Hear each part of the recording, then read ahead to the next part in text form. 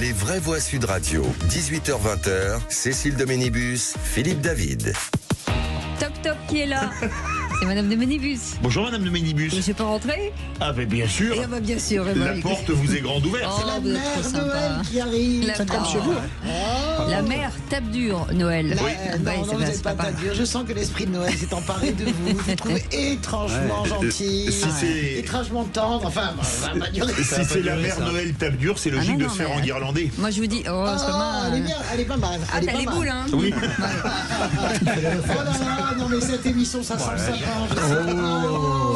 C'est un festival. Aïe, aïe, aïe. Allez, c'est bon. Autour de cette joyeuseté, Françoise Degois est avec nous. Bonjour. Bonsoir, ma chère Françoise. Bonjour ma chérie, je suis en train de faire la crèche et je mets le petit Jésus dedans. Non, c'est attention parce qu'il y a des Délicieuse connotations perspective. partout. Je sais. Jean-Christophe Couvé est avec nous, secrétaire national du syndicat Police Unité. Bonsoir. Bonsoir. Cécile. Bonsoir, ça va monsieur le Ça a l'air Couvé. d'aller bien. Là, le temps est à l'orage avec Françoise à côté. Oui. Je vais pas faire la météo, mais là, ça y est, la douceur revient. Alors attendez, Surtout sur le sud-ouest. Ça peut être tendu. hein. Rien n'est acté. Non, c'est vrai. Heureusement, un psychologue autour de cette table, Oui. docteur en psychologie, Jean Dorido, Bonsoir les amis, qui bonsoir à fera tous. votre analyse. Bonsoir Jean. Les chiches. Non, allez, ça fait 4 ans que tu fais la même vanne. 4 ans que Jean Dorido est Il dans a dit cette quoi émission, que tu fais la même vanne, vu l'état mental de certains. Bah oui, autour parce de qu'il cette s'est pas table et qui amélioré, te regardent. Ah bah oui, d'accord, et toi tu t'es amélioré. oui, dis donc. Cécile le dit tout le temps. de Gandin, Philippe C'est parce David. qu'elle veut avoir la Il se paix. bonifie avec le temps. J'avais une Dans la vanne paix. sur Jean, j'ai pas osé la faire. Ouais, Dorido, Je pense que c'est une bonne idée. Non, mais je voulais dire les Dorido de quelle scène, de quelle pièce dans la. Dos de mousseline de Tarare. Ah oui, Figurez-vous c'est ça, que c'est ma ça. grand-mère disait ça. La Tarare, c'est à côté de Lyon, ils font des rideaux en mousseline. Non, mais c'est vrai, Tarare, c'est très hilarant. chouette. J'aimais bien, c'était la capitale du textile. Les bah, amis, bah oui, les bah, amis, j'ai quand même une excellente nouvelle. Le Ah, sapin bah de voilà. Noël Sud Radio. Eh ben oui, puisqu'il faut offrir des cadeaux, c'est normal. Quand on aime les gens, on leur offre des cadeaux. Et on va vous offrir un robot aspirateur, le iBot Z5 de la marque Easy Clean, prononcé Easy Clean, c'est ce que je viens de dire. Donc ça tombe bien, c'est exactement ce monsieur. Donc voilà, en fait la fille. C'est important de tout lire. Voilà. C'est important de tout lire. Ce qui veut dire nettoyage facile dans la langue de Shakespeare. Mais tu sais, Mais lui, attendez. il nous explique comme si jamais, comme il y a, donc il Voilà. y a que lui qui sait parler anglais. Easy, Il y a que- easy. Easy, ça veut Easy dire clean. quoi? Expliquez-moi, Philippe, parce qu'on est tellement cons. It is easy, ça Ah veut oui, dire bien c'est sûr, facile. bien sûr, It is merci. easy. Non, mais ça veut dire Heureusement nettoyer qu'il est là. facilement. Easy Oui. Clean. Attention, Bon, il y voilà, a des c'est gros ça. zizi et des petits zizi. Donc, Mais si du coup, on l'écrit comment? Comme ça se prononce? Easy. D'accord. Voilà, très bien. easy. Non, mais vous arrêtez de nous faire plus bête que vous n'êtes, parce qu'il va vraiment me croire, Philippe David, Non, mais- qui nous a appris un truc. Eh ouais, Alors, vous vous rendez attendez. compte, je leur ai dit, ouvrez voir. Si je peux faire ma petite annonce, vite, voilà. Donc je répète, un robot aspirateur iBot, je dis i parce que c'est un i et on est en anglais. Z5, j'ai l'impression de parler une bagnole en fait. Mais c'est bien. C'est vrai, On n'est pas loin là. de la marque Easy Clean. That's absolutely Easy perfect. Clean. Voilà, en tout cas, c'est moderne, efficace et autonome. Le futur du ménage est peut-être sera bien peut-être bientôt chez vous. Alors c'est facile, hein, vous envoyez un SMS, c'est easy. Vous allez voir. Vous envoyez sapin SAPN.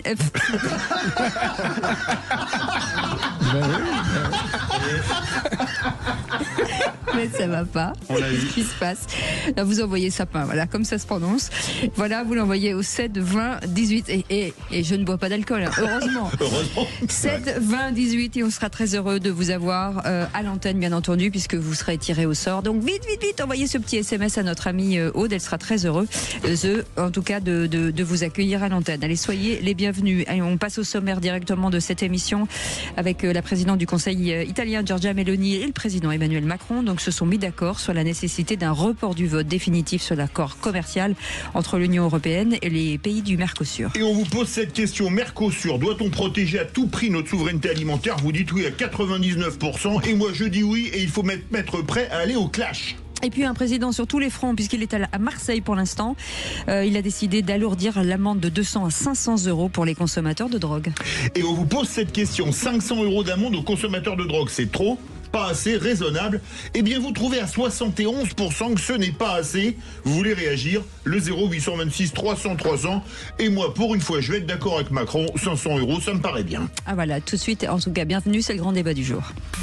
La signature de l'accord du Mercosur, c'est la fin de l'élevage français et européen. La fin. C'est terminé. Donc en 6 mois, il disparaît. On n'est plus compétitif. On travaille à 10 € de l'heure, eux, ils sont à 1 € de l'heure. Aujourd'hui, tel que l'accord est en train d'être négocié avec le Mercosur, la France s'y oppose. C'est des milliers de tonnes de viande qui va débarquer avec des prix défiant toute concurrence. Parce que c'est un accord qui date d'il y a plusieurs années et qui n'impose pas aux agriculteurs comme aux industriels du Mercosur des règles qui sont homogènes avec les nôtres. Les vraies voix Sud Radio. Et direction le 0826 300 300 avec Laurent qui nous appelle de l'Irak. Bonsoir Laurent, Bonsoir bienvenue. Laurent. Bonsoir les vrais voix. Bagdad ou Oui, c'est ça, je me posais la question. Oui. de l'Irak? Irak. Non, Je sais pas ce qu'il y a. Non, parce que c'est bien, il reste pas grand chose à Bagdad, mais c'est pas mal ça comme pourrait. ville. Il y a un vent de folie ce soir, mon cher Laurent. Vous vouliez intervenir sur ce report, peut-être en tout cas envisagé par Emmanuel Macron et par Giorgia Meloni, sur ce report du Mercosur, par exemple. Ouais, mais c'est plus qu'un report qu'il faut. Il faut arrêter. Je veux dire, il y a 30 ou 40 ans, on nous a vendu la mondialisation heureuse. On nous a dit, en France, on sera une terre de services, de tourisme, de tout ce que tu veux, sauf de travail. Et le problème qu'il y a, c'est qu'on est arrivé à une France qui est catastrophique, qui s'est déindustrialisée, pardon, j'ai du mal à parler, et qui, finalement, part en banane. Et là, on avait un îlot un peu qui se sortait la tête de l'eau, l'agriculture. La viande, le bovin, c'est en train de repartir les prix parce qu'on fait de la qualité. Alors certes, peut-être un peu cher, mais ça valorisait vraiment le travail que font ces gars-là, ces femmes et ces gens, ces éleveurs qui font un boulot formidable. Et là, en plus de ce qui arrive avec la maladie de l'ordammatose, maintenant on va leur mettre ça, le Mercosur. Donc ça, on va leur mettre le couvercle sur la tête pour finir de le tuer. Et dans 3 ou 4 ans, peut-être avant, on va faire en plus rentrer l'Ukraine. Alors là, ça sera dans l'Europe, je précise, ceux qui veulent tous, nos gros pontes là-haut. Et donc là, ça sera vraiment la fin de notre, de notre agriculture et de nos territoires. L'Irak, je vais vous situer, c'est un petit village du Lot-et-Garonne, où à l'époque, il y avait beaucoup plus d'agriculteurs. Alors malheureusement, comme partout, l'élevage, il reste un éleveur de blonde d'Aquitaine et un éleveur de porc noir. Qui font des super produits. Oui. Il ne reste plus que malheureusement 2 élevages. En termes de superficie, on est la 7 ou 8e commune du Lot-et-Garonne, donc on est vachement étendu. On pourrait vraiment, on a encore des coteaux, on a encore vraiment de quoi faire. Bon, on a écœuré tous ces gens-là. Moi, je fais dans un boulot, on travaille pour le maraîchage, je vais dans l'Aveyron. Donc, en plus de faire du maraîchage, les gars, ils se multicartent, c'est-à-dire qu'ils font des laitières, ils font de la viande. Mais les gars, ils font un boulot extraordinaire. Il y a un client à nous qui a mon laboratoire, ils font du fromage. Les gars, ils se battent. Ils font du yaourt. Ils font des produits, toujours d'exception. Et là, il ne reste pas les deux mains dans les poches, que je veux dire, parce qu'on dit souvent les agriculteurs, ils râlent.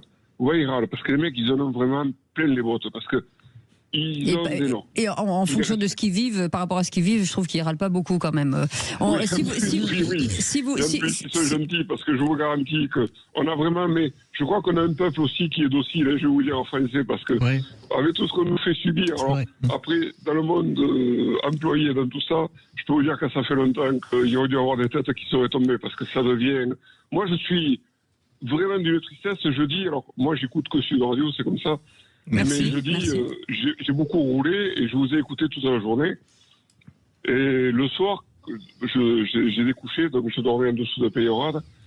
Et je mangeais dans un resto routier. Et vous savez, on regardait le TF1, puisque quand même, je regardais les infos.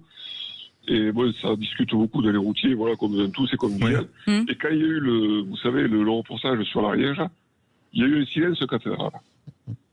Et ça en dit long sur ça en dit long l'état d'esprit. Ouais, sur l'état d'esprit. Voilà. Laurent, bougez pas. Il y a des réactions autour de nous sur la table. D'abord, Laurent, vous avez absolument raison de parler de l'Ariège parce que quelle émotion à chaque fois. C'est une faute très lourde d'avoir envoyé des gendarmes mobiles et des lacrymos pour abattre ce troupeau. Hélicoptère. C'est une faute très très lourde d'avoir fait ça. C'est une faute politique, c'est une erreur de jugement. On le sait, c'est un jeune préfet en plus qui a été nommé, qui vient d'arriver, qui a fait du zèle. En réalité, ça n'a rien à voir avec Laurent Nunez. J'avais un peu accusé un peu vite Laurent Nunez, mais ils m'ont expliqué ce qui s'est passé.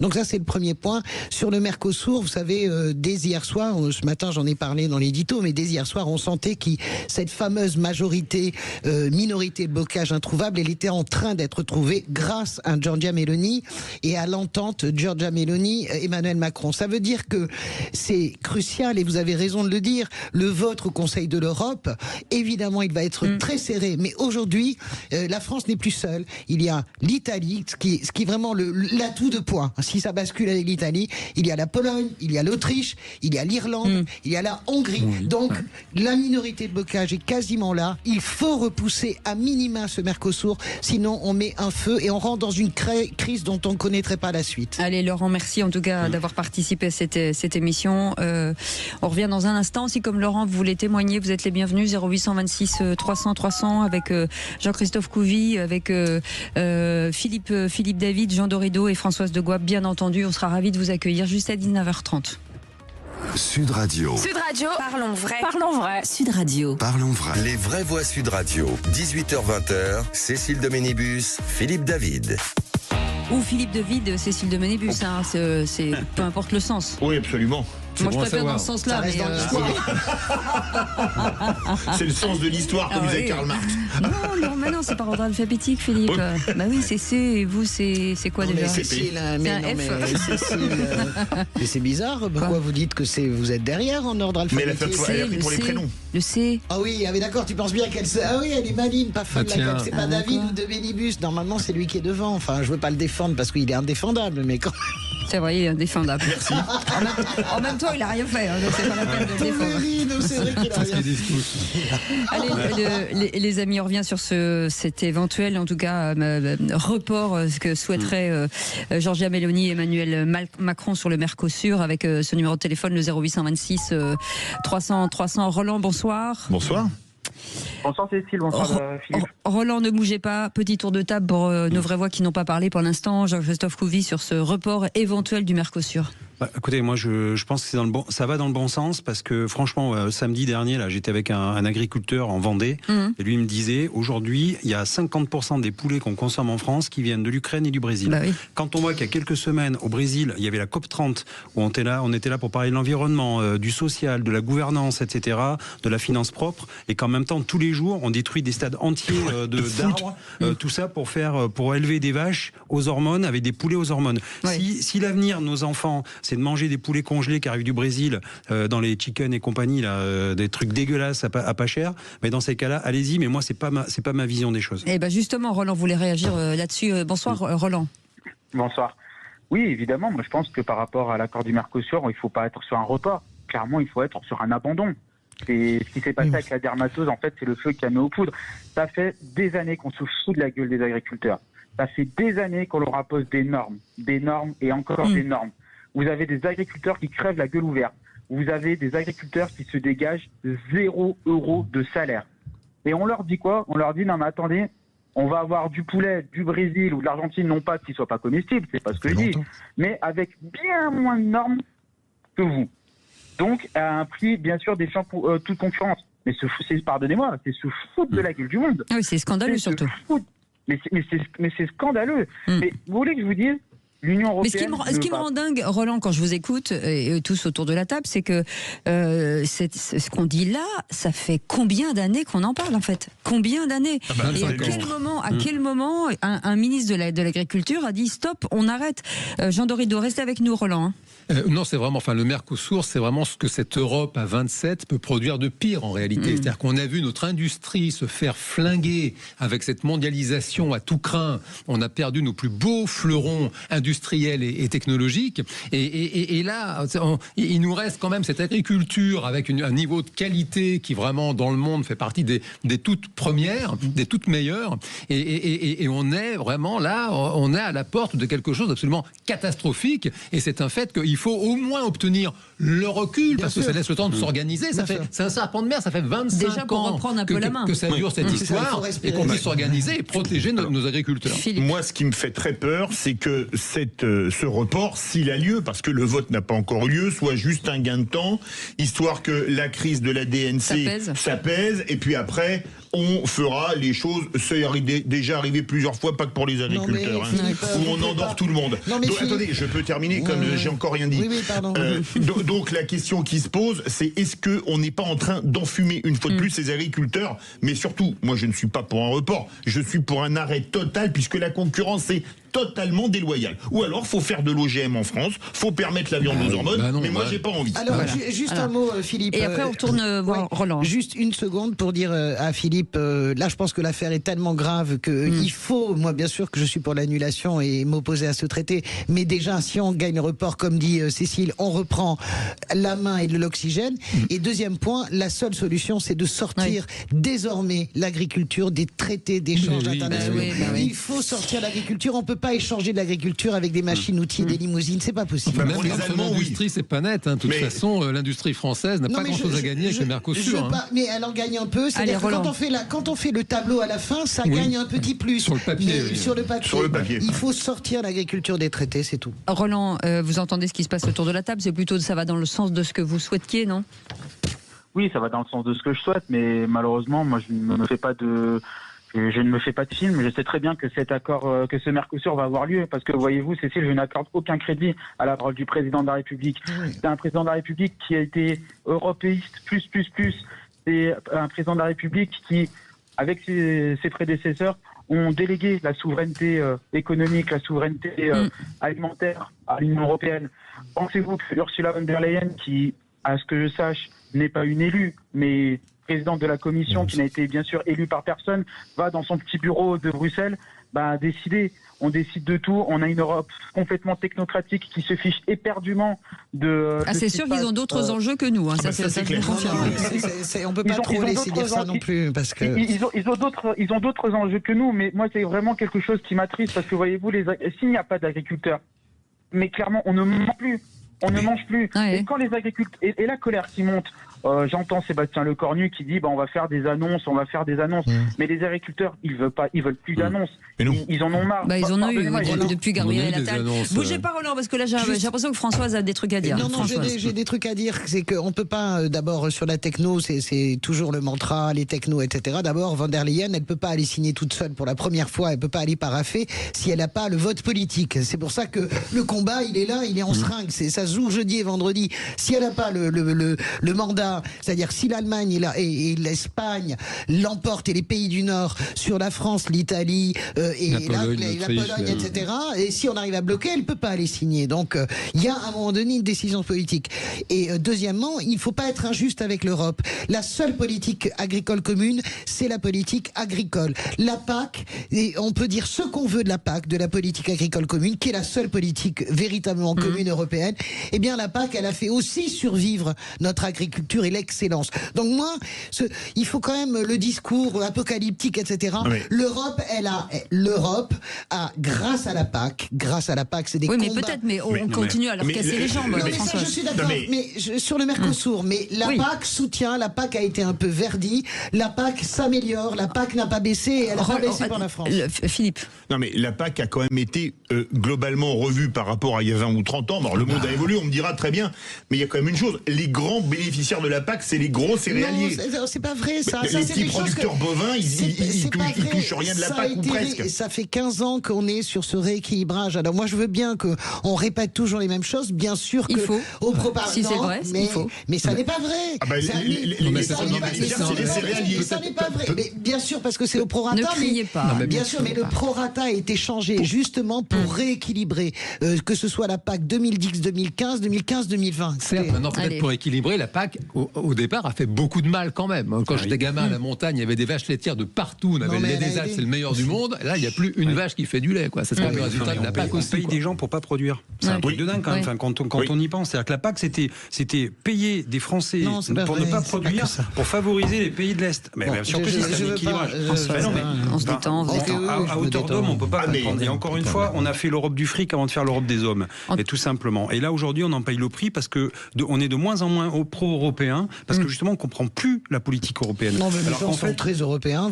Mais bien sûr, bien sûr que si. Bien sûr que non. Mais rappelez-vous ce qu'avait dit Macron à la BBC. En tout cas, depuis l'histoire, depuis cette histoire, on n'a que des agriculteurs qui sont très mécontents sur plein de sujets. Donc voilà, nous, pardon, Françoise, on écoute les agriculteurs. Merci beaucoup, Roland, en tout cas, pour votre appel. Vous rappelez quand on a vous eu Laurent et Roland, c'est bien. Ouais, c'est exact. Voilà. Et tout de suite, et si vous étiez ministre? Ah non, là c'est président. Les vraies voix Sud Radio. Parce que là on monte en grade. Hein. Bah oui, mais on monte en grade. Mais c'est parce que je pensais qu'il allait nous envoyer le jingle et si j'étais ministre. Bah non, c'est pour ça que président. Bah oui, mais j'aurais dit bah non, pas ce soir, vous êtes président. Voilà, c'est ça. Comme ça, on avait. Je peux le mettre. Comme ça, on recommence. Ça va être drôlement bien. Allez. Et si j'étais ministre? Non, pas vous, lui. Non, il faut que je sois prêt quand même. Bon, laissez tomber. Si vous voulez, je peux chanter. Hein. Oui, non, si j'étais surtout pas. président de la République. Arrêtez. Il a dit qu'il allait moins pleuvoir. On peut y aller, on y va ou qu'est-ce qu'on fait là? On y va. Allez, Laurent est avec nous de l'Irak. Monsieur le non, c'est Gilles de Sérignan. Mais pourquoi vous me dites ça? Parce que c'est vrai. La mauvaise foi incarnée, c'est la meuf qui arrive en retard et qui te dit t'as qu'à pas être à l'heure. Et vous savez quoi? En fait, vous essayez de m'avoir, mais vous ne m'aurez pas. Je resterai jusqu'au bout. Gilles de Sérignan, comment ça va bien? Je vous appelle Gilles alors que je devrais vous appeler Monsieur le Président. Je suis désolée. Tout à fait. Tout à fait. Il a endossé le rôle. Monsieur le Président, quelle serait votre première, en tout cas votre priorité, si vous étiez élu, sachant que vous êtes élu depuis 3 secondes? Alors, moi, l'enjeu prioritaire, malgré tout ce qui se passe en ce moment, ce serait vraiment l'éducation. Ce serait vraiment remettre le système éducatif au centre, donc dès le plus jeune âge, donc lire, vraiment apprendre à lire, à écrire, à compter et surtout à raisonner. Avoir un vrai soutien au niveau des profs et vraiment préparer les jeunes au métier de l'avenir et à la fois au métier manuel mais aussi au métier intellectuel, mais mieux mieux les préparer en tout cas. Mieux les préparer, oui. Ouais. Et valoriser l'éducation qui pour moi aujourd'hui est complètement dévalorisée. Moi je trouve ça très sympa donc qu'on puisse, alors Elisabeth Borne avait parlé de 3 ans, c'était peut-être un peu tôt, mais c'était intéressant. Alors là pour le coup, pardon Cécile de vous tomber dessus, il n'y a rien qui prouve, si vous voulez, au niveau cognitif qu'il faut attendre 6 ans pour apprendre à lire. Un gamin de 3 ans peut tout à fait apprendre à lire, évidemment. Non, je parlais de l'apprentissage de l'entreprise. J'avais pas fini en fait. L'entreprise à 3 ans. Voilà, c'est ça. Non, mais c'est ce qu'il disait. Les Legos, les cubes. Je parlais du métier, c'est-à-dire que se dire que des enfants doivent être peut-être plus sur l'engagement, sur l'apprentissage de l'entreprise, du travail, de tout ça. Vous allez peut-être me dire non. Vous allez non, moi j'adore l'idée qu'ils prennent comme grande cause l'éducation, parce que sans éducation et sans culture, en réalité, on n'arrivera à rien. Donc sans enfants, reprendre les fondations. Bravo, Monsieur le Président, je vote pour vous, direct. Moi aussi. Surtout, c'est l'éducation, c'est la racine. Nous, on le voit après dans la délinquance. C'est-à-dire si on prend dès la plus tendre enfance, justement, ces enfants-là, c'est un peu comme un arbre. On regarde l'arbre de l'extérieur, mais en fait, les racines sont 2 fois plus grosses que l'arbre. Et c'est ce qui permet justement à un arbre, dans la tempête, de pouvoir rester debout. Et là, c'est exactement la même chose. Et aujourd'hui, on voit cette société qui est en train de se déliter parce que les gamins n'ont plus de respect, de l'autorité, y compris envers leurs parents, envers les professeurs. Donc il faut donner. Poète. Mais il a raison. Il faut donner plus de poids à l'éducation. Et j'ai un ami qui est d'ailleurs là. Moi, j'ai donné plus de poids. Il y a Philippe David. Et qui m'a dit d'ailleurs, à l'époque, il y avait des cours de morale. Oui, c'est vrai, moi j'en ai vu à l'école. Ça a beaucoup marché parce que c'était peut-être un futur délinquant qui est rentré dans le rang. Juste que ça lui donnait vraiment un peu de contradiction. 2 secondes. Juste pour apporter un peu de tradition, on a vu ce que ça a donné les cours de morale, ça a donné mai 68, ça a donné les années 70 avec tous les excès ne nous que l'on a emballons pu pas trop non connaître. plus. Donc, Aujourd'hui, il est interdit d'interdire ça. En tout cas, monsieur le président, pardon, excusez-moi, je vous ai un peu rétrogradé. Merci d'avoir accepté notre invitation et j'espère que pendant 5 ans, vous nous appellerez bien entendu tous les jours. Gilles, à bientôt. Merci, à bientôt. On vous embrasse. À bientôt. Allez, dans un instant, le tour de table de l'actu des vraies voix. Philippe David. Une nouvelle arme utilisée dans la guerre entre la Russie et l'Ukraine qui a peut-être changé beaucoup de choses. Jean Dorido. Une grande première en France à propos des morts et des naissances. Avec Françoise Degois. Le malaise Blanche Gardin. Monsieur Couvi. Alors, le pouvoir d'achat amputé, c'est l'alimentation qui est sacrifiée. On est en plein dedans d'ailleurs. Oui. Ah bah dis donc, vous faites des phrases. Non, c'est pas de moi. Qui fait des phrases. C'est le challenge. J'ai vu ça dans le challenge. C'est quoi? Et ça m'a vraiment C'est la interpellé. plus belle phrase de ma vie. Allez, à tout de suite. Sud Radio. Sud Radio. Parlons vrai. Parlons vrai. Sud Radio. Parlons vrai. Les vraies voix Sud Radio. 18h-20h. Cécile Doménibus, Philippe David. Et autour de nous, Jean Dorido est avec nous, doctorant en psychologie, avec monsieur Couvi. Oui. Ouais. Vous aimez bien quand on vous appelle monsieur Couvi, Jean-Christophe? Ça me fait plaisir, surtout quand c'est féministe, c'est monsieur Couvi. Bah, n'importe quoi. Françoise Degois est avec nous aussi. Et tout de suite, le tour de table de l'actu des vraies voix. À table, c'est correct. Non, j'avoue que j'ai pris un petit goûter. Vous connaissez? Sûr qu'on se connaît, c'est le seul bourgeois de la cour qui achète le pâté à la livre. Non, je préfère manger les saucisses. Et j'adore le couscous. Moi, j'adore le lard. Il y a la choucroute, les spätzle, etc. Ça me donne faim. Un prince de la fourchette. Enfin, sauf qu'il bouffe avec les doigts. Hein. Mais c'est pas très bon pour le régime, mais comme vous m'appelez culbuto, Cécile. Ne vous inquiétez pas, Philippe David, je vous mordrai dedans quand même, même si vous êtes père aimé. Bon appétit, bien sûr. Le tour de table. De l'actualité. Des gens qui imitent nos voix, c'est quand même dingue. Philippe David, un drone naval ukrainien détruit un sous-marin russe pour la première fois de l'histoire. Oui, alors c'est une arme qui n'avait jamais été utilisée. Un drone qui a détruit un drone qui s'appelle Subsea Baby, qui a fait exploser un sous-marin russe de la classe Kilo. C'est un sous-marin très courant dans l'armée russe, ils en ont une trentaine, dans son port d'attache, à Novorossiysk. Et je pense que, oui, ça 30-1, ça fait 29, et je pense que ça pose une question complète, l'arrivée des drones pour toute la défense. Et je pense en particulier pour la France. La France a basé sa force de frappe nucléaire sur avec les sous-marins. Comme on a fermé la base du plateau d'Albion, on a un autre modèle de frappe, c'est les Rafales nucléaires avec les missiles de croisière à SMP. Mais là, ça prouve une chose, c'est que si un drone qui coûte quelques milliers ou dizaines de milliers d'euros peut détruire un sous-marin, y compris lanceur d'engins, parce que ce type de sous-marin tire des missiles de croisière, les missiles de croisière russes, c'est les calibres, ça veut dire qu'on peut se faire détruire notre force de frappe nucléaire en plein dans notre port de l'île Longue. Donc ça pose la question. On le dit, donc ça pose la question. Enfin, les SNLE, personne ne sait où ils sont. Hein. Il y en a 2 à Brest et 2 dans les mers. Il y en a 2 à Brest et 2 dans l'océan. Et la question qui se pose, c'est est-ce que ces armes à très faible coût, qui peuvent détruire des armes qui coûtent des dizaines et des centaines de millions d'euros, est-ce que ça va pas nous obliger à court terme à revoir totalement notre politique de dissuasion, parce que c'est une arme qui n'avait encore jamais été utilisée. Ah, je suis d'accord, oui, absolument, je trouve ça incroyable. Et puis moi, pardonnez-moi, ça me fait un peu plaisir, parce que c'est dans ce sens-là que ça fonctionne, c'est-à-dire c'est l'Ukraine avec des drones et qui frappe la Russie. Les grands spécialistes du drone. Hein. Oui, voilà, grands spécialistes parce qu'ils n'ont pas d'autre choix, mais c'est vrai que les drones sont rentrés, mais là où Philippe a raison, c'est que les drones sont une utilisation depuis la guerre en Afghanistan par les Américains. Évidemment, ils ont quasiment combattu Al-Qaïda, notamment avec les drones, mais la question sous-marine ne s'était jamais posée et je trouve ça exceptionnel. De toute façon, depuis ce conflit russo-ukrainien, de toute façon, on voit bien que la guerre, la stratégie de défense se réinvente, parce qu'on a connu la guerre froide pendant très très longtemps, et là on retrouve en Europe la guerre. Et effectivement, il y a tout à réinventer, à repenser, et c'est un fait que les drones, c'est vraiment David contre Goliath. La contrainte, ça rend créatif, et on voit à quel point il y a quand même une inventivité du côté ukrainien qui est quand même assez admirable. Françoise Degois, Blanche Gardin, galère suite à son sketch sur le Gaza et l'antisémitisme. Oui, moi je suis très partagée. Je pose la question. Je trouve que Blanche Gardin, bien sûr, a été, vous connaissez ma position, très dure par rapport à l'antisionisme maquillé en antisémitisme. Et d'abord, je trouve que Blanche Gardin a été... non, vous voulez dire l'antisémitisme maquillé en antisionisme. Oui, pardon, excusez-moi. Et je trouve que Blanche Gardin a été vouée aux gémonies pour un sketch qu'elle a fait en soutien à Gaza. J'ai trouvé que la punition était quand même assez lourde, et la comparer à Dieudonné me paraît quand même un peu moyen et même carrément vachard, parce que Dieudonné est clairement antisémite, il a des propos véritablement bien au-delà. Et Blanche Gardin, ça n'est pas tout à fait ce qui s'est passé. Elle a un frère... pas très clair non plus. Non, mais qu'elle ne soit pas très claire, c'est une chose. Il y a beaucoup de gens qui sont pas clairs, parce que si vous faites ça, si vous mais voulez... ça a créé un doute. Non, mais je suis d'accord avec vous que ça a créé un doute, mais ce n'est pas, la comparer à Dieudonné n'est pas la bonne, le bon format.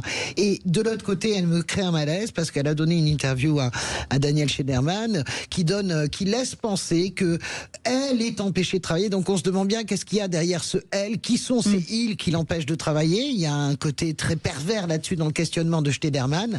Et comment dirais-je, et en plus de ça, qu'elle n'a plus d'argent. Et j'ai vu qu'elle mettait effectivement en location sur son site les vidéos de ses spectacles, notamment ce merveilleux Bonne Nuit Blanche, moi qui m'a fait pisser de rire, mourir de rire. Est-ce que c'est une grande question? Est-ce que c'est le rôle d'une humoriste de s'engager politiquement à ce moment-là? Elle devienne éditorialiste et puis voilà. Est-ce qu'on attend de ces gens? Gaza a été quelque chose qui a provoqué des engagements inimaginables. Je pense à Zaoud Sagazan aussi, qui a aussi. Il y a beaucoup d'artistes qui se sont engagés pour Gaza. Pas de mots à dire spécifiquement en plus. Très franchement. Il y a une loi universelle. Je connais pas le sketch, donc c'est très difficile de m'exprimer là-dessus. Maintenant, sur la comparaison Dieudonné-Blanche Gardin, je souhaite à Blanche Gardin de ne pas prendre le même courant, parce que Dieudonné a été un comique hilarant, extrêmement doué, talentueux et tout à fait respectueux des principes essentiels. Et puis, c'est un fait qu'il a vrillé complètement, et on l'a vu en temps. C'était sensationnel.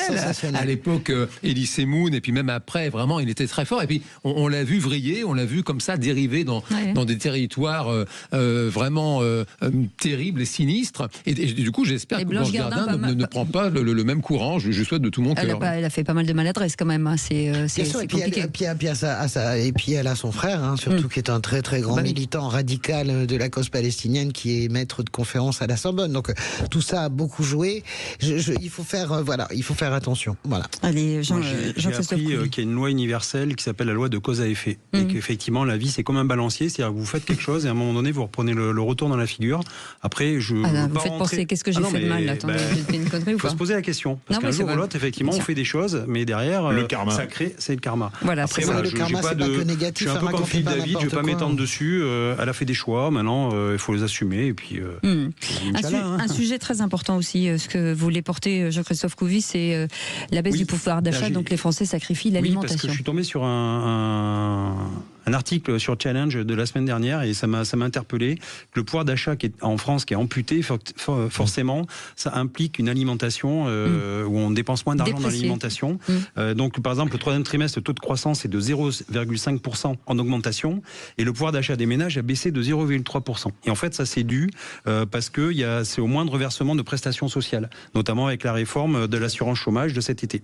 Alors que les impôts, les cotisations augmentent. Et donc, du coup, ce qui est fou quand même, c'est que les gens font un arbitrage, c'est-à-dire que sur l'alimentation, et quand vous baissez de 1%, en fait, ils ont baissé de 1% leur consommation, et en échange, ils ont augmenté leur service, de l'investissement dans les services de 0,4%. Donc en fait, on préfère se priver de manger, d'acheter plus bas, un peu plus dégueulasse, j'allais dire, tirer les prix sur la nourriture de moins bonne qualité. Et en revanche, par contre, on est tous abonnés à Netflix, Paramount, etc. Et les autres services et les téléphones et compagnie. Donc en fait, on fait des choix. Et ces choix-là m'interrogeront toujours. Parce qu'à un moment donné, parce qu'en fait, encore une fois, surtout quand on a une crise agricole aujourd'hui, où on veut manger de la qualité, on se rend compte que les gens vont d'abord vers le prix et pas forcément vers la qualité. C'est vrai. Oui, mais sur les services, l'augmentation vient aussi du fait que les services ont augmenté. Quand vous voyez le prix des abonnements maintenant mensuels d'une box, par exemple, pour avoir la télé, etc. Ils ont presque le monopole, donc ils en profitent. Qui sont nécessaires. C'est pas simplement un choix, c'est pas simplement parce que les gens s'abonnent à Netflix. Je pense que tout a tellement augmenté qu'on réduit la bouffe. Ce sont des dépenses contraintes, c'est pas du choix. Pour que vous puissiez avoir un peu de temps, le nombre de décès sur l'année écoulée dépasse désormais celui des naissances depuis 1945. C'est la une du Parisien aujourd'hui en France. Aujourd'hui, c'est la première fois depuis 1945 qu'il y a plus de décès en France que de naissances sur une année.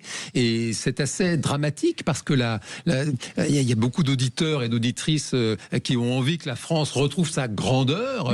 Et c'est un fait qu'un pays qui n'a plus d'enfants, un pays qui vieillit, ne peut pas aspirer à devenir ou à redevenir une grande puissance. Faites des enfants.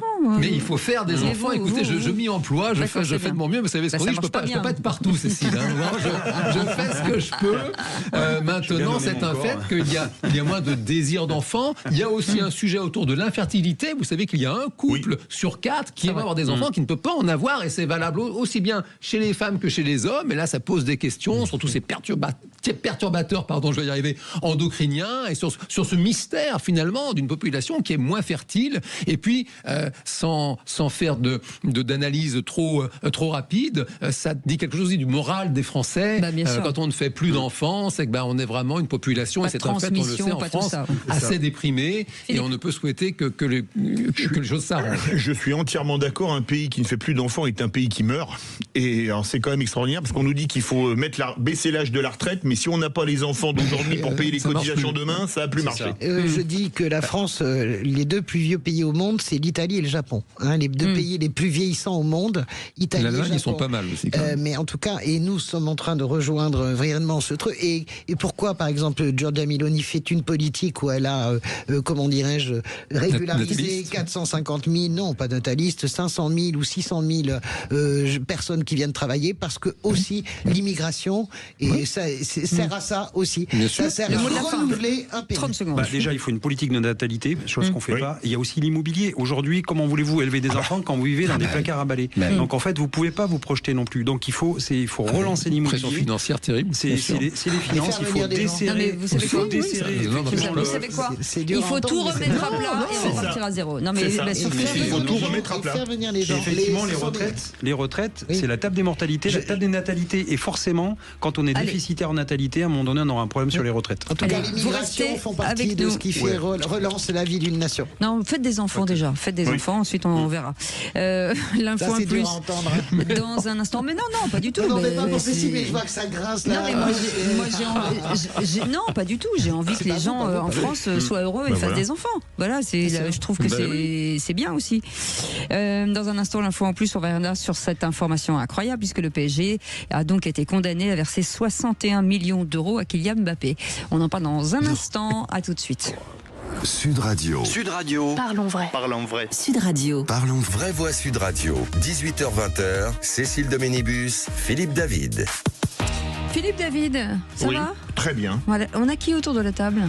Deux têtes. Deux têtes. Je ferme les yeux. Je vous les fais dans l'ordre. Jean Dorido, Françoise Degois, Jean-Christophe Couvi, Cécile Doménibus. Et non, maintenant François-Louis Bourneau est arrivé entre vous deux. Vous voyez, j'ai les yeux fermés. Il est voyant, il est fou. Sans cravate, François-Louis, ce soir. Il est incroyable. Exceptionnellement. Et voilà, c'est Philippe David. Voilà. Vous savez comment on l'appelle dans les bureaux? Non. ChatGPD. Oui. D'accord. ChatGPT. Oui, c'est mes initiales. Non, mais j'ai compris. Oui. Ah, d'accord. Non, mais j'ai compris, Philippe David. Oui. Non, mais c'est tout. Non, mais c'est vrai, c'est comme ça qu'on l'appelle maintenant. Allez, soyez les bienvenus, tout de suite l'info en plus. Les vraies voix Sud Radio.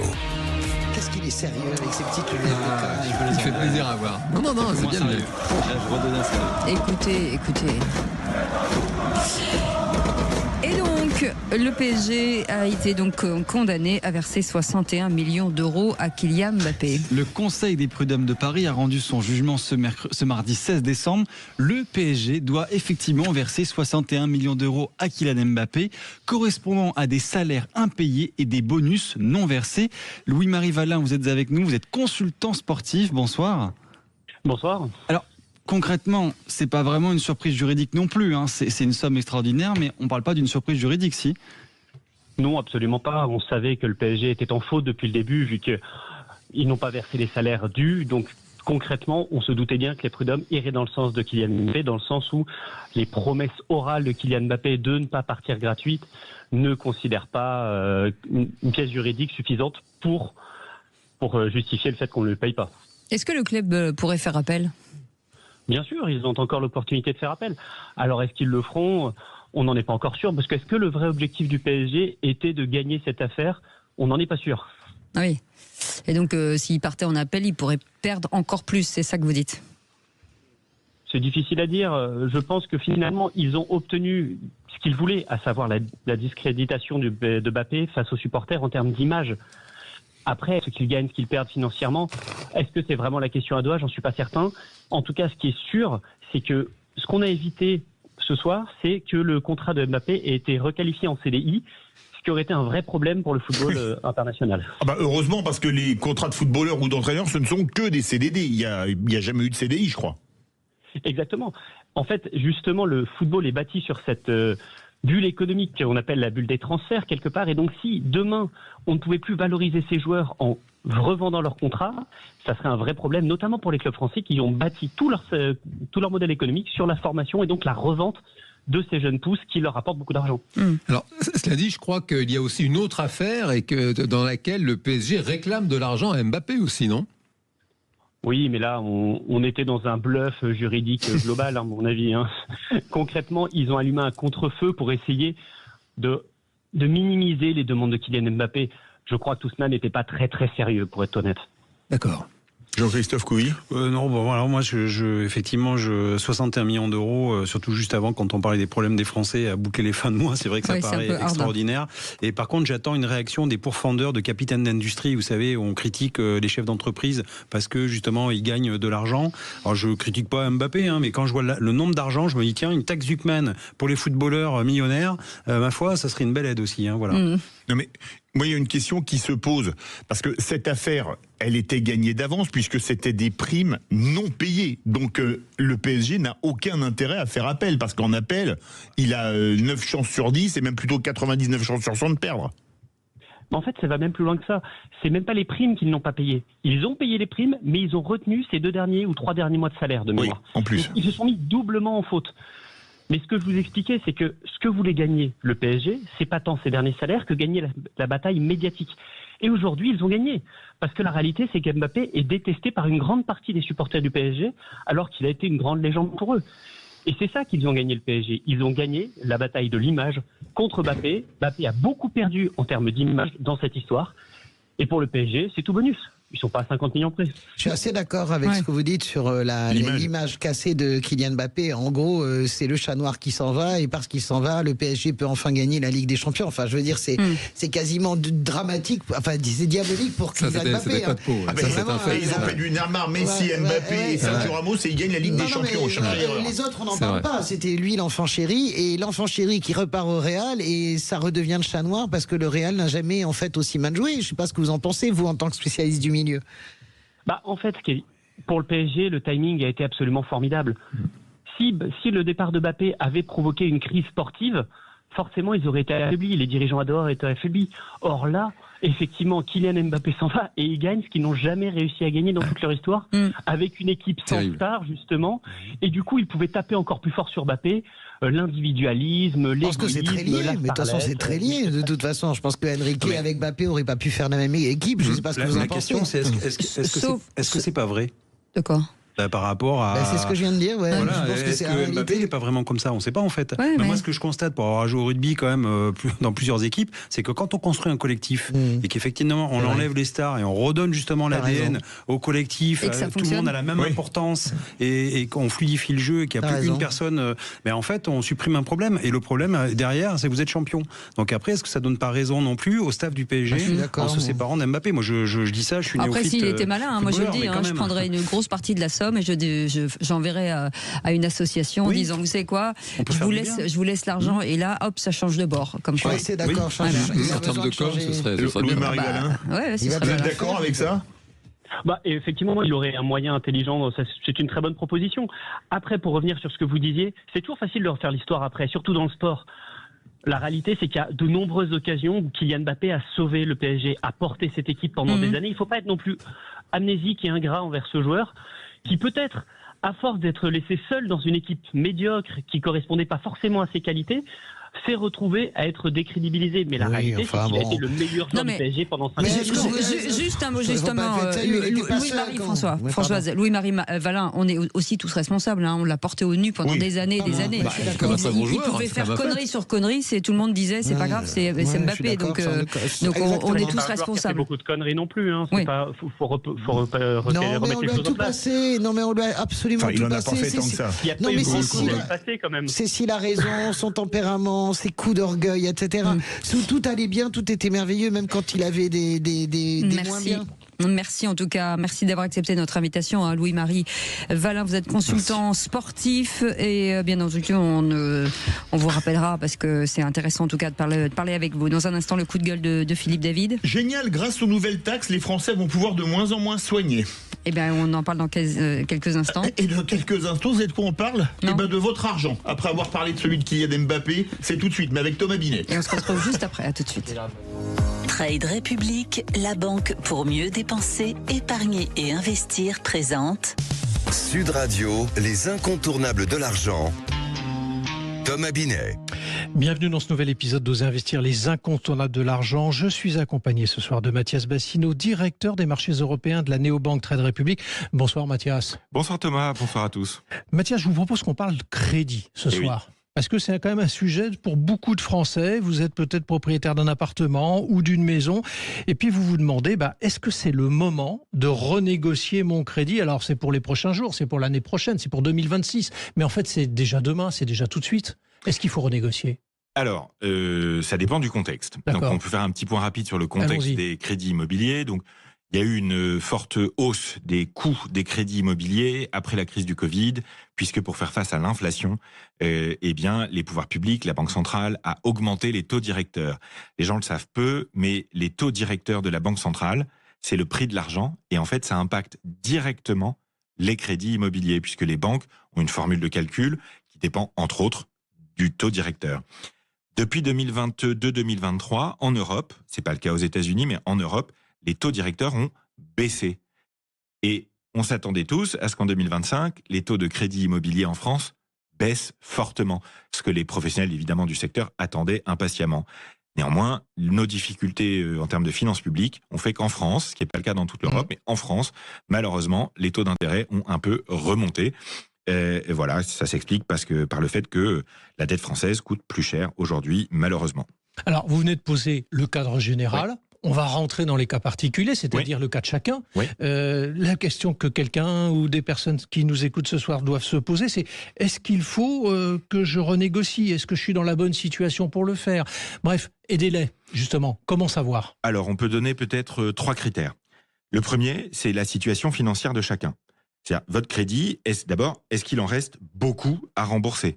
Plus il en reste beaucoup à rembourser, plus renégocier, c'est important, parce que ça va faire une grosse différence à la fin. Ouais. Ensuite, est-ce que c'est sur une durée très longue ? Plus la durée est longue, c'est évidemment, plus c'est intéressant de renégocier. Enfin, est-ce que vous avez sur votre crédit des frais de remboursement anticipés ? Si jamais vous voulez rembourser par anticipation ou renégocier, est-ce que ça génère des frais ? Ce qui m'amène à un calcul que vous devez faire, vous pouvez vous faire aider éventuellement, c'est-à-dire le coût total de l'opération. C'est un point important à avoir en tête. Les frais de dossier, est-ce que ça vous permet aussi éventuellement de renégocier votre assurance emprunteur ? Est-ce que l'économie mensuelle que vous générez grâce à une renégociation est plus importante que les éventuels frais que vous pourriez avoir ? Et Mathias, le profil de l'investisseur aussi, probablement. Bien sûr, effectivement, parce que le profil d'un emprunteur évolue. Par exemple, si vous avez remboursé un autre crédit ou si vous avez augmenté vos revenus, eh bien, vous êtes dans une meilleure situation pour renégocier avec votre banque. Si vous avez aussi d'autres projets, par exemple des travaux, eh bien, le fait de renégocier un crédit peut vous aider à générer un peu de trésorerie. Enfin, il n'y a pas que la renégociation du crédit à considérer. Vous pouvez aussi considérer ce qu'on appelle des rachats de crédit ou alors un remboursement anticipé partiel si vous avez eu une rentrée d'argent. Donc, il y a plusieurs critères, mais en fonction de votre situation, du coût de l'opération et de votre profil, eh bien, vous avez déjà de quoi prendre une bonne décision. Bon, alors, on est d'accord que ça fait quand même beaucoup de critères de réflexion à prendre en considération. Alors justement, comment on s'en sort dans tout ça ? Alors, on peut donner peut-être un repère simple qui n'empêche pas ensuite de creuser pour être bien adapté à sa situation. Mais, et de se faire accompagner. Voilà. En général, on dit que pour renégocier un crédit de manière rentable, il faut obtenir un taux inférieur d'au moins 0,5% à 1% par rapport au taux actuel. Donc, par exemple, si vous avez un prêt à 4%, et que vous pensez que vous pouvez obtenir une renégociation à 3%, là, ça vaut vraiment le coup. Donc, vraiment, ayez ce chiffre en tête. Entre 0,5 et 1 point de baisse, c'est bien. Comment faire ? Demandez des simulations à votre banque, mais aussi à d'autres banques. On fait jouer la concurrence. Ensuite, on calcule le seuil de rentabilité. Et enfin, on négocie. Le marché du crédit est un marché. Votre banque vous a prêté de l'argent, ça ne la met pas forcément en situation de force par rapport à vous. Donc étudier, comparer, négocier, renégocier, c'est vos mots ce soir. Exactement. Merci à vous Mathias et on vous retrouve mardi prochain pour un autre numéro d'Osez Investir, les incontournables de l'argent. Et pour ce qui me concerne, je vous retrouve dimanche matin dès 9h27 sur Sud Radio. Sud Radio, les incontournables de l'argent. Thomas Binet. Avec Trade Republic, la banque pour mieux dépenser, épargner et investir. Ça s'est passé dans le Grand Matin Sud Radio. La ministre de l'Agriculture, Annie Genevard, avec nous. Moi, je voudrais dire que ces éleveurs vivent un moment extraordinairement douloureux. Et que je le partage, je le comprends. Et que plus vite on sort de cette maladie, plus ils retrouveront une vie normale avec leurs chers animaux. Le Grand Matin Sud Radio, tous les matins, 7h-10h. Lidl. Les vraies voix Sud Radio, 18h-20h, Cécile de Ménibus, Philippe David. C'est une classe très bruyante aujourd'hui, mais bon, équilibrée, Java. Ça, Philippe comme David. des images. Bah oui, dit-il, Jean Dorido. Je vois quelques déséquilibrés dans le tas, je ne vise personne, mais... Oh, alors, c'est Jean Dorido qui est docteur en psychologie? Non, pas lui. Qui est Jean-Christophe Couvi. Bah, surtout pas, il ne serait pas policier sinon. Bah, voilà, oui, c'est François. Ah bah oui, mais ça c'est comme si vous disiez... moi, qui sont les seuls chauves du plateau, c'est Jean-Christophe Couvi et moi, la seule personne déséquilibrée, vous voyez qui je vise. Non, il y en a 3 parce qu'on a un visiteur. Il est Jean-Pierre.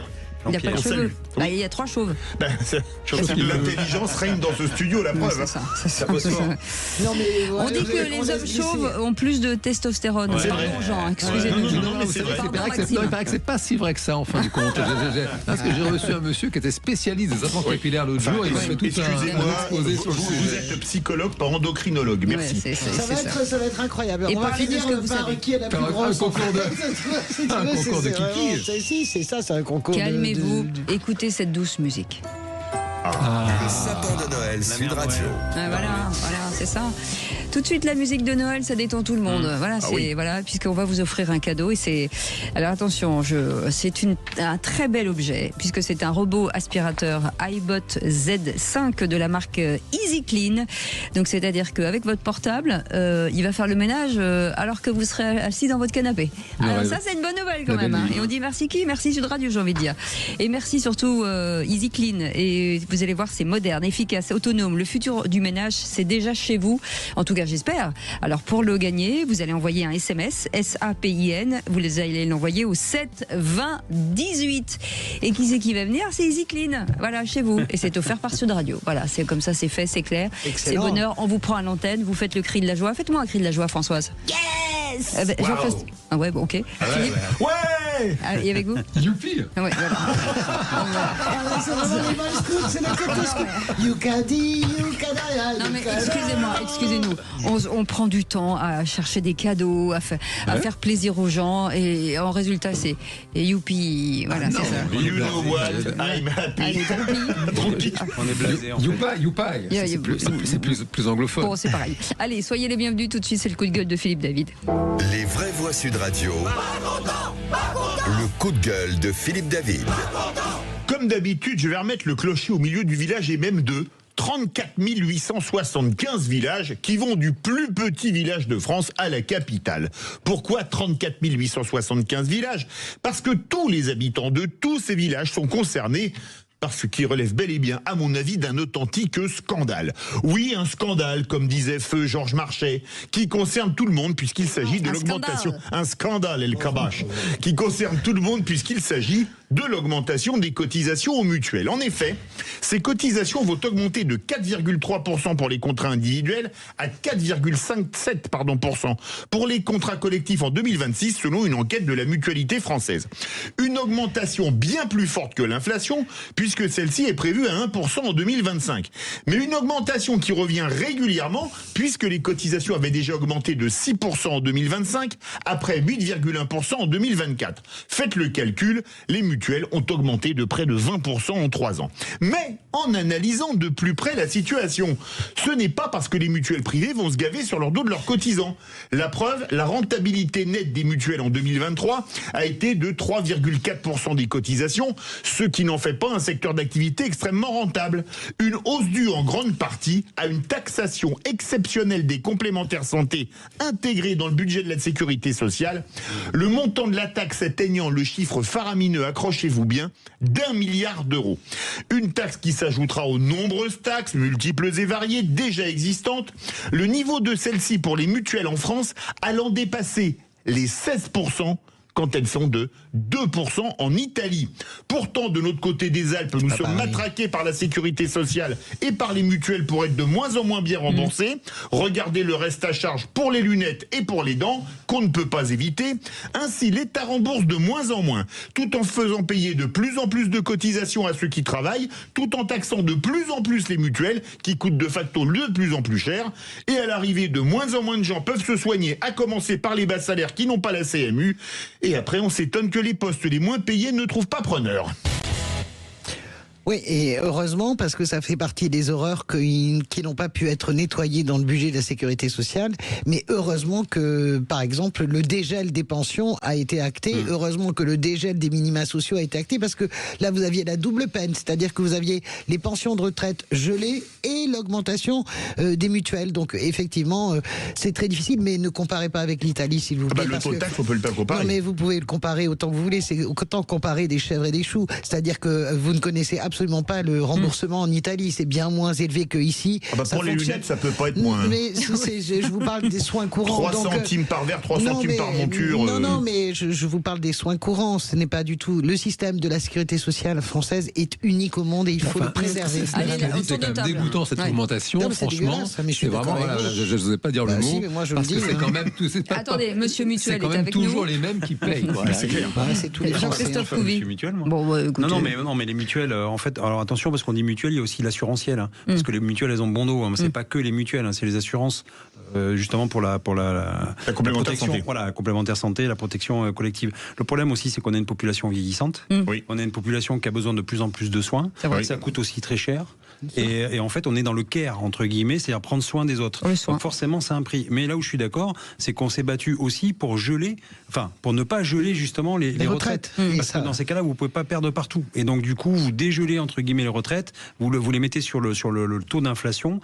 Et déjà, on a sauvé ça, entre guillemets, y compris dans les caisses de retraite. On se bat dans les conseils d'administration parce que le gouvernement voulait, à une époque, il n'y a pas si longtemps que ça, effectivement, geler les retraites. Et après, nous demander même de sous-indexer les retraites par rapport au point de l'inflation. Donc voilà, ça c'est injuste. Et aujourd'hui, on se rend compte qu'on on crée des taxes partout. Et moralement, c'est un problème parce que ça nous fait monter effectivement le prix des mutuelles et ça nous fait une baisse de pouvoir d'achat. C'est sûr. Voilà. En tout cas, la mutuelle Sud Radio, elle est totalement gratuite et elle participe elle est gratuite, elle participe à votre bien-être, bien entendu. On vous apporte des infos, on vous fait marrer, on s'occupe de vous. C'est nous la mutuelle. Oui, bien sûr. La mutuelle non, c'est nous, pas vous, François. Je vous signale que donner la parole à des gens, c'est aussi apaiser les couleurs. Je suis d'accord avec vous. Voilà, vous avez des colères, vous avez envie d'en parler, c'est 0826 300 300 et l'infirmière et médecin en chef, c'est Aude qui vous attend au standard. 0826 300 300 et c'est toutes les pathologies, on est d'accord, Aude?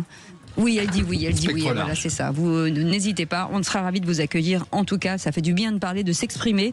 Et c'est ce qu'on a fait depuis des semaines avec les agriculteurs. Et c'est vrai que ça les apaise. Voilà, ils peuvent parler, ils peuvent dire des choses.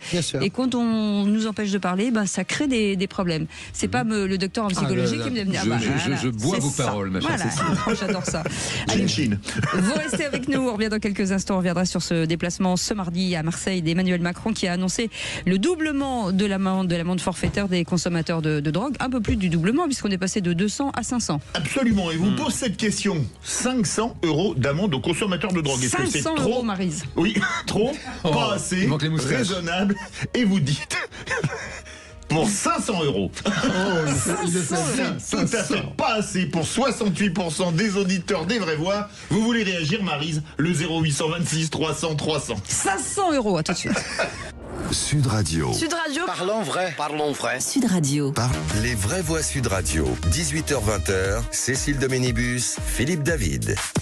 Et autour de cette table, Françoise de Gaulle est avec nous pour notre plus grand plaisir. Jean-Christophe Couvi, secrétaire national du syndicat de police Unité. Jean Dorido, docteur en psychologie. Philippe David qui ricane, bien sûr. Parce que notre plus grand plaisir, c'est-à-dire qu'elle parle d'elle à la troisième personne. Parce que notre plus grand plaisir, je sens pas.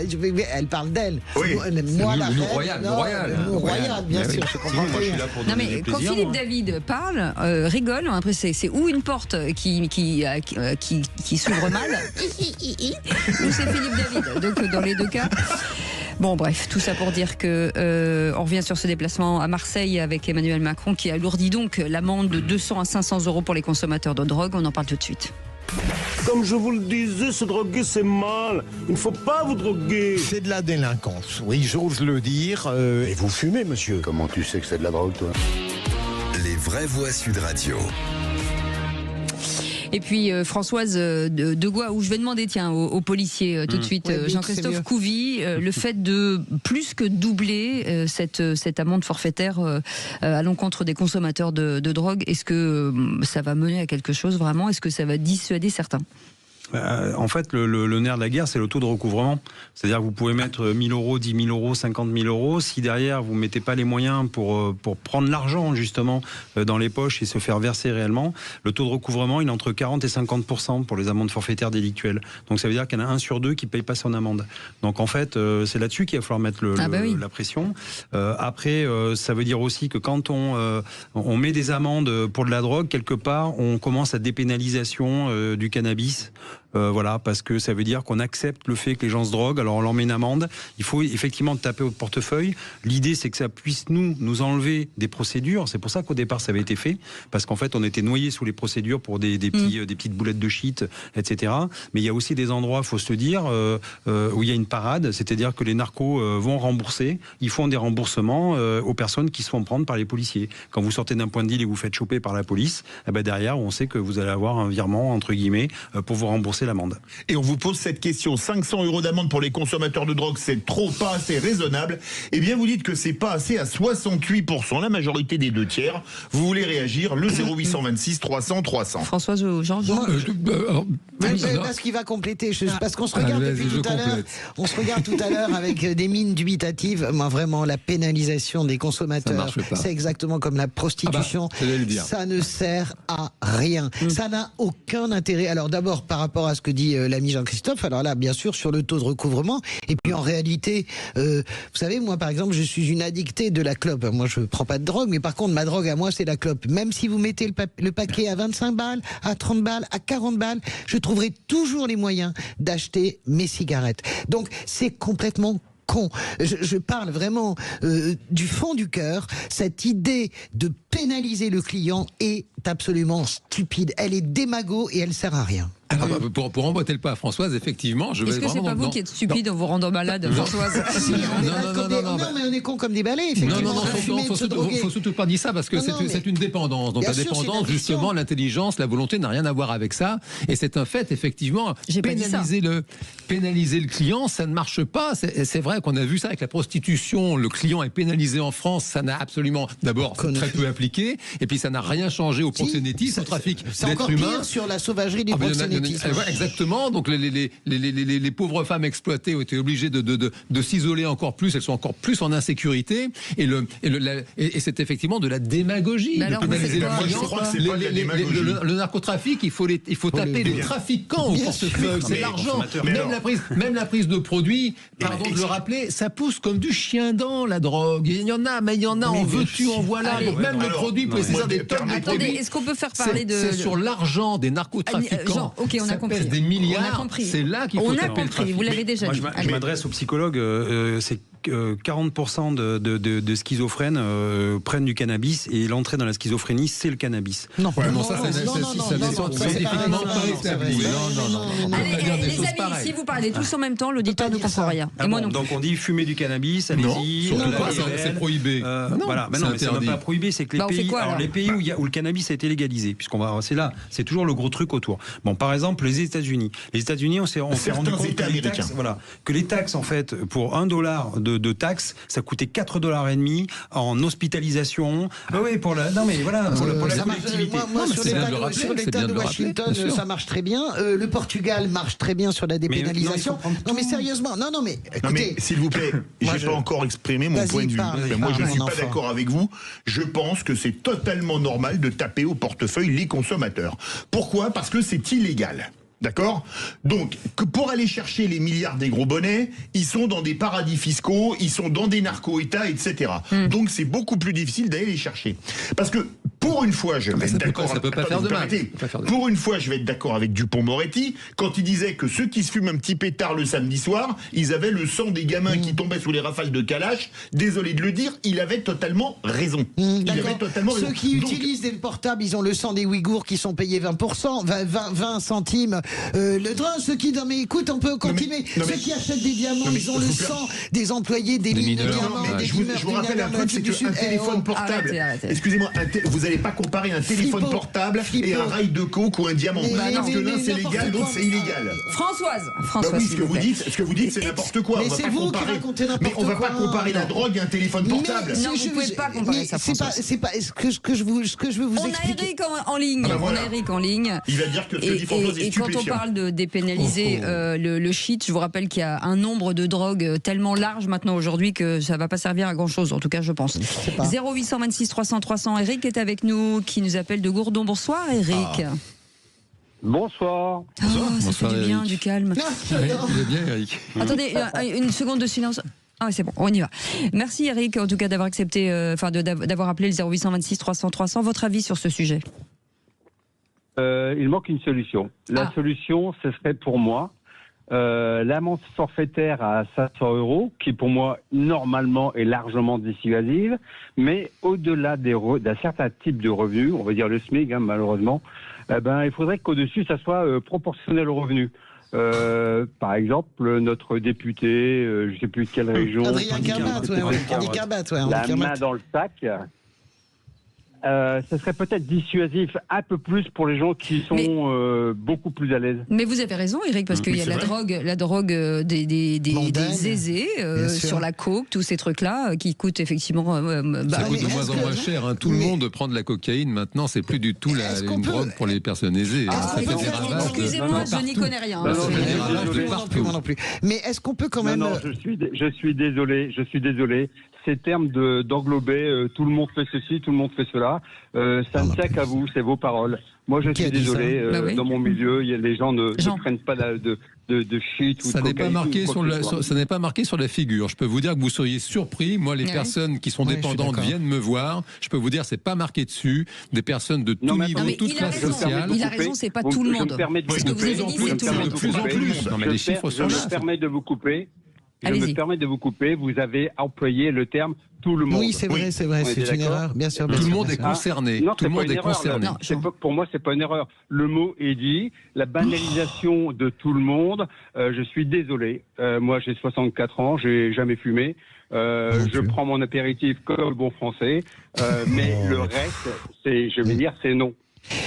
Tout le monde, je suis pas d'accord. Est-ce qu'on peut essayer d'amener, c'est pas très important non plus. En tout cas, c'est un phénomène qui gagne partout. Vous trouvez de la cocaïne maintenant dans les petits villages ruraux, non mais sans exagérer. Dans la Creuse. Moi, mes copains qui sont élus de la France rurale me disent ça circule partout. De la kétamine, de la cocaïne. Est-ce qu'on peut s'entendre là ? Moi, je pense que déjà, au lieu de faire des conversations de café et de commerce, ça serait bien qu'il y ait un vrai débat national. Là, ça vaudrait le coup. Une vraie conférence nationale sur cette affaire de légalisation. Quand vous voyez même quelqu'un comme... Mais je pense que c'est très important. Mais comment voulez-vous légaliser quelque chose dont les médecins disent que c'est un problème pour mais tout de le santé publique? Tout le monde ne dit pas la même chose. Allez, Deuxième point, est-ce qu'on peut considérer que quelqu'un qui prend de la drogue est avant tout quelqu'un de malade? Non, c'est faux. Eh ben, C'est faux. Bah non, je suis désolée. Je suis désolée. Il y a des gens qui en prennent de façon totalement festive et il n'y a pas d'accoutumance. Je suis désolée de dire. Il y a des gens, il n'y a pas d'accoutumance. Moi, ça n'existe pas quelqu'un qui prend de la cocaïne. Françoise, vous dites ce que vous voulez. C'est une question que je pose. Certaines personnes vous disent j'ai pris de la drogue à certaines soirées de machin et ils n'en prennent pas et ils vous en ont pris énormément, ils arrêtent. Ça existe pas. Arrêtez, c'est pas un message à propager, c'est très dangereux la drogue, ça rend dépendant et le meilleur moyen d'en sortir, c'est de pas y entrer. Allez, Achour est avec nous. Vous avez des trucs tout faits dans la tête. Non, je sais pas. Achour est avec nous au 0826 300. Bonsoir. Allez-y, Bonsoir, Achour. J'étais en train de faire mon footing avec Sud Radio et j'entends ce sujet. Depuis des années, on trouve des solutions qui ne mènent à rien du tout. Moi, je suis un Giorgia Meloni, le président d'Argentine dans l'âme. Moi, je vous explique ce qu'il faut faire. Quand j'entendais que la drogue, on ne peut pas s'en passer. Il y a des personnes qui sont vraiment malades. À partir de là, on les oblige à suivre au niveau de la sécurité sociale un traitement, des soins qui permettent de... Maintenant, les autres, c'est pas compliqué. Ils sont contrôlés. On a la date de naissance, on a le nom, prénom. De 500 € d'amende, s'ils ne sont pas solvables, ça ne sert à rien du tout. D'accord? Moi, je suis police, donc je sais ce que je dis. D'accord? Maintenant, moi, la solution, elle est simple. Vous êtes contrôlé en train de consommer de la drogue, c'est radiation totale de la système de sécurité sociale. On parle de santé publique. Aucune mutuelle ne peut vous prendre. Tant qu'il ne justifiera pas un arrêt total. C'est-à-dire, il y a une visite médicale, une prise de sang. C'est comme quelqu'un qui boit de l'alcool. Il y a les alcooliques qui ont des problèmes d'alcoolique parce qu'il y a des problèmes de santé liés mentales parce qu'ils ont eu des problèmes dans leur famille. Ils ont failli se suicider. C'est une chose. Ces personnes-là, on les oblige à suivre un traitement ou à suivre un suivi médical pour qu'ils puissent s'en sortir. Mais il y a ceux qui ne veulent pas s'en sortir. À partir du moment qu'ils sont diagnostiqués, que ce soit la cigarette, l'alcool, c'est-à-dire problème au rein, problème de poumon, etc., on applique, comme l'assurance auto, une franchise. Non, mais, vous pouvez rire. Oui, bien sûr, non, mais ce qui me fait marrer, mais ce qui me fait marrer, c'est que vous mettez les fumeurs. Non, mais vous mettez les fumeurs dedans. Pourquoi? Parce que quand vous êtes fumeur, vous coûtez beaucoup d'argent. Attendez, il y a les fumeurs, j'ai pas dit radiation. Les fumeurs, si vous m'avez bien écouté, à partir du moment qu'il est diagnostiqué que vous avez un cancer du poumon lié à la cigarette, je dis pas qu'on vous radie de la sécurité sociale pour là, j'ai dit on radie pour ceux qui consomment de la drogue. Parce que c'est interdit et au niveau de la santé publique. Maintenant, les autres, c'est comme l'assurance auto. Moi, je suis en tort, je paye une franchise. Vous payez la sécurité sociale, une mutuelle, la maladie est diagnostiquée par quelque chose de volontaire, la cigarette tue, on vend plein de paquets de cigarettes, vous le savez. Vous payez une franchise de 200 € à chaque consultation. C'est l'industrie du tabac qui devrait payer les frais de santé. Surtout. Je voudrais juste vous dire que je ne comprends pas pourquoi vous prenez l'exemple de Giorgia Meloni. Comme chacun le sait maintenant, je vis entre Paris et l'Italie. Vous savez qu'en Italie, c'est légalisé. Que vous avez à Rome un tas de magasins qui vous vendent du cannabis. Après, il y a le contrôle. Mais vous parlez du cannabis, Françoise. Il y a combien de drogues aujourd'hui? On parle de... Moi, je parle toujours de la dépénalisation du cannabis. Nous, on parle de cocaïne, on parle tout le reste. Non, mais moi, je parle de la drogue en général, Françoise. Non, 500 €, c'est pour tout le monde. On parle du cannabis. Il dit, je suis pour la gestion Meloni, mais en Italie, ça fait partie justement des pays où le cannabis est quasiment dépénalisé. Donc je comprends pas votre logique. Achour, on vous laisse la parole. Allez-y. Je vais vous la répondre, ma logique. En France, quoi qu'on fasse, à côté, il y a toujours des marchés parallèles qu'on n'arrive pas à éradiquer. Parce qu'on n'est pas assez radical en France. Moi, quand je vois qu'on a traité de facho, etc., Mélanie pendant des années, et que là, on voit que c'est un pays qui progresse. Mais pourquoi? Quel rapport? Laissez-moi terminer. Mais quel rapport avec la progression? Laissez-moi terminer, bon sang, vous avez tout le temps de parler. Oui. Vous avez tout le temps de parler. Moi, je dis simplement qu'à mon avis, Mélanie, elle va mettre tous les moyens pour que, justement, le marché parallèle de la drogue ne circule pas. Comparé à la France, où il y a beaucoup de laxisme, où il y a de la corruption. À Marseille, par exemple, les politiques, les élus, etc., ils sont corrompus parce que... Alors ça, c'est votre avis. Il n'y a pas de condamnation.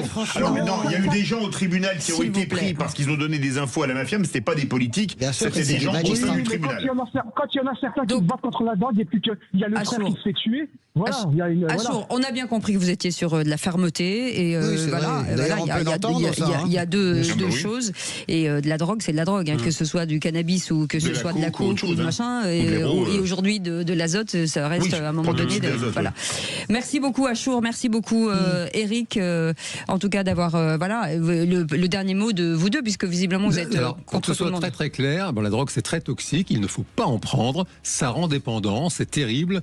Légaliser, dépénaliser, ça ne sont pas des solutions satisfaisantes, parce que ce serait vraiment un aveu d'échec, et c'est un fait qu'en termes de santé publique, c'est absolument effrayant. On a déjà évoqué des drogues en vente libre, le tabac, l'alcool, on voit les ravages que ça fait. Moi, toute ma vie, j'ai les fumeurs à arrêter de fumer. J'ai toute ma vie entendu dire mais pourquoi ils vendent ce produit comme ça en vente libre, le tabac, puisque c'est tellement toxique. Donc c'est un vrai souci pour le consommateur. Vous pouvez pas dire que l'alcool est de la drogue, vous pouvez pas dire ça. C'est une drogue dure, l'alcool. C'est reconnu dans la liste de tous les produits stupéfiants par l'OMS, l'Organisation mondiale de la santé, par le DSM-5. Vous parlez de deux produits qui sont autorisés. Mais l'alcool et le tabac sont des drogues dures, Cécile. Avec des excès. Ce sont des drogues dures, c'est une réalité. Elles sont en vente libre, c'est pas si grave. C'est mieux quand même de le savoir. Il y a des personnes, Achour l'a rappelé, qui sont malades alcooliques. Tout excès est un problème. Mais vous pouvez pas faire des excès d'endives, Cécile. Vous ne serez jamais accro aux endives, aux brocolis ou aux artichauts. Non mais le sucre, c'est un autre produit. Je parle d'endives, de brocolis, d'artichauts. Excusez-moi, dans ces cas-là, on vit sans rien et on mange que des herbes et on profite pas de cette vie. Désolé. Excusez-moi. La loi aujourd'hui autorise les gens à boire, machin. La seule chose, c'est d'éviter les excès. Et je vous le dis, pour quelqu'un dont je suis, qui n'a jamais fumé un pétard de sa vie, qui ne boit jamais d'alcool. Donc voilà. Le résultat est là. Non mais peu importe. Je dis, ce sont les excès qui créent le problème. Écoutez, après on peut dire, je dois yaka. Je dirais juste que si des pays, des grands pays comme le Portugal, l'Italie et une partie des États-Unis légalisent, c'est qu'il y a une raison. Merci. Voilà. Merci Françoise de Goua, merci beaucoup Jean Dorido, merci beaucoup Jean-Christophe Covy. Vous restez avec nous dans un instant, on parlera de la tech et on est très heureux de l'accueillir. Elle sera avec nous dans quelques instants, puisque Julie Huguet, qui est la nouvelle directrice de la mission French Tech, sera avec nous en direct jusqu'à 20h. À tout de suite. Sud Radio. Parlons vrai. Sud Radio.